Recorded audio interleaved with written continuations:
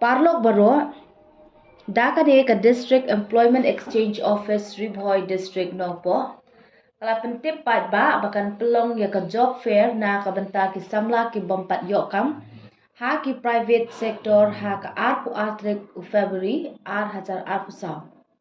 Kane ka job fair on pelong ya ki bala pendap ya ka BE lane BTech, BSc lane MSc Agri, Diploma in Food Tech or Food Engineering, but Beauty and Wellness.